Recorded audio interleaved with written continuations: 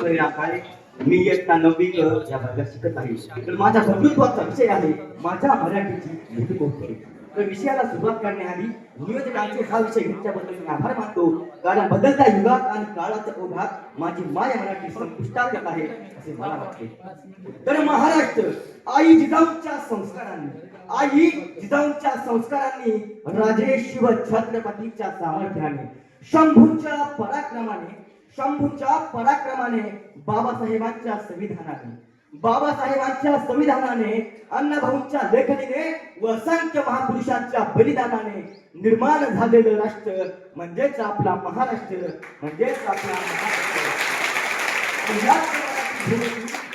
याच मराठी भूमीची मराठी ही मायबोली आहे.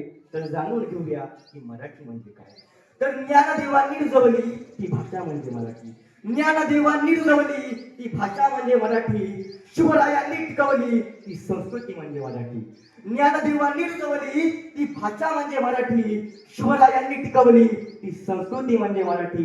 संतांनी घडवला तो मान म्हणजे मराठी. आमची मायबोली आमचा अभिमान म्हणजे मराठी.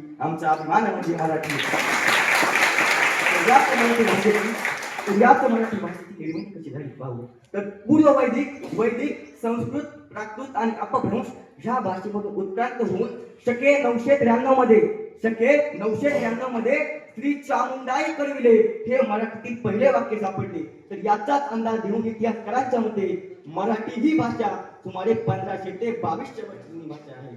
आणि तीच मराठी भाषा आपली मायबोली आहे, आपली ओळख आहे. या जगात मराठी भाषेबरोबर मराठी माणूसही पुढे होत गेला. आज भारताच्या मातीतील सर्वात मोठं साम्राज्य म्हणजेच मराठा साम्राज्य ते निर्माण केलं छत्रपती शिवाजी महाराज नावाच्या एका मराठी माणसाने. आज भारताच्या मातीत माणसाला माणूस म्हणून जगण्याचे अधिकार निर्माण करून देणारे संविधान ते डॉक्टर बाबासाहेब आंबेडकर नावाच्या एका मराठी माणसाने. ही आहे मराठीची ताकद. पण काळ बदलला.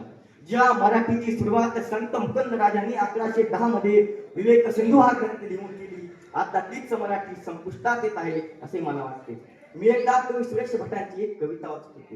या कवितेतील प्रत्येक ओळी गणित, या कवितेतील प्रत्येक शब्दागणित माझी छाती फुगत चालली होती. मला अभिमान मराठी असल्याचा.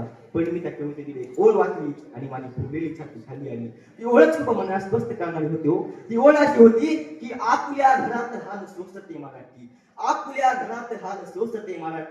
लाभले आम्हास भाग्य बोलतो मराठी. मराठीचं घर म्हणजे आपला शोकांतिका आहे. दोन मराठी व्यक्ती बोलत असताना सुद्धा परकीय भाषेचा वापर करतात. ही आताची खरी शोकांतिका आहे. आपल्याला सार्थ अभिमान असला पाहिजे मराठी असल्याचा. कारण आपला जन्म झाला तो 7 खंड 1000 देश, यात भारतात 28 राज्य, यात महाराष्ट्र, जिथे छत्रपती शिवाजी महाराज घडले, जिथे संत ज्ञानदेव घडले, संत ज्ञानेश्वर, संत तुकाराम इत्यादी महापुरुष घडले, अशा या भूमीत आपण जन्मलो. यात आपले भाग्य आहे, यात आपले नशीब आहे. म्हणून कवी सुरेश भट म्हणतात की लाभले आम्हास भाग्य आम्ही बोलतो मराठी. झालो खरंच धन्य आम्ही ऐकतो मराठी. धर्म पंथ जात एक चालतो मराठी. एवढ्या जगात माय मानतो मराठी. आपण स्वतःला जेव्हा काही परकीय भाषेला इतकं आपलंच केलं की ज्या मराठी भाषेने आपल्याला पोचलं, ज्या मराठी भाषेने आपल्याला घडवलं, आपल्याला त्याच मराठी भाषेचा विसर पडला की काय याची जाणीव म्हणून इसवी सन 1200 पूर्व मध्ये संत ज्ञानेश्वरांनी हे विश्वची माझे घर असा विश्व बंधुत्वाचा संदेश देताना सांगितले की माझ्या मराठीची बोलू कौतुके पै अमृतासे ही पैदा देंगे. माझ्या मराठीची बोलू कौतुके पै अमृतासे ही पैदा देंगे. ऐसी अक्षरांची रसिके मिळवणं. भगवान श्रीकृष्णांनी सांगितलेले भगवद्गीतेमध्ये संस्कृत मधले ज्ञान संत ज्ञानेश्वरांनी ज्ञानेश्वरीच्या माध्यमातून मराठीत मांडले आणि जीवनाचे तत्वज्ञान संपूर्ण समाजाला मराठीतून सांगितले.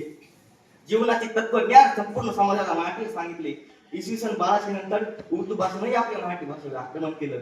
मात्र तेव्हा सुद्धा संत एकनाथ महाराजांनी रामायण, भागवत, रुक्मिणी अशी प्रचंड ग्रंथात करून मराठीला महाराष्ट्राच्या कानाकोपऱ्यात पोहोचवलं आणि मराठीला जिवंत ठेवलं. ही आहे मराठी माणसाची ताकद. मराठी म्हणून जगात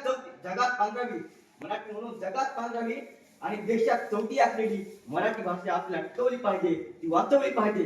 कारण मराठी ही महाराष्ट्राची आन आहे, महाराष्ट्राची शान आहे.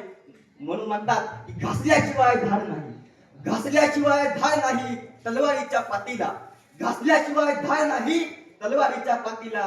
मराठीशिवाय अर्थ नाही महाराष्ट्राच्या मातीला,